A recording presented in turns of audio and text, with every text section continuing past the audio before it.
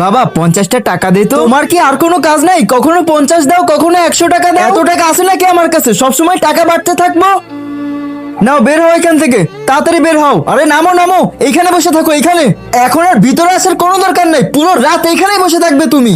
বন্ধুরা আমি জানি ইসলামিক ভিডিও সবাই দেখে, কিন্তু সেই ভিডিওতে কতজনই আছে যারা লাইক সাবস্ক্রাইব করে। আজকে আমি দেখতে চাই কে কে ইসলামকে ভালোবাসে এবং ইসলামিক ভিডিও দেখতে ভালোবাসে। শুধুমাত্র তারাই এই ভিডিওতে একটা লাইক এবং চ্যানেলটি সাবস্ক্রাইব করে যাবে। আরে কি হয়েছে রিফাত ভাই? আরে ভাই কি বলবো, উনি আমাকে এতটা পরিমাণ জ্বালা দেয়। কখনো 100 টাকা দাও, কখনো 10 টাকা দাও। আমি কি এইগুলা করতে বসেছি নাকি? আমি সামনের মাসে হজে যাব, এই কারণে টাকা জমাচ্ছি, তাকে দিব নাকি? কি হয়েছে শাওন ভাই, কি ভাবতেছো?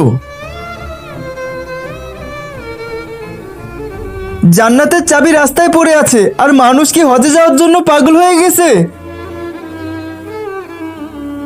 বন্ধুরা বাবা মাকে কষ্ট দিয়ে 1000 বার হজে গেলেও সেটা কখনোই কবুল হবে না, কারণ বলাই আছে মায়ের পায়ের নিচে অবশ্যই সন্তানের জান্নাত।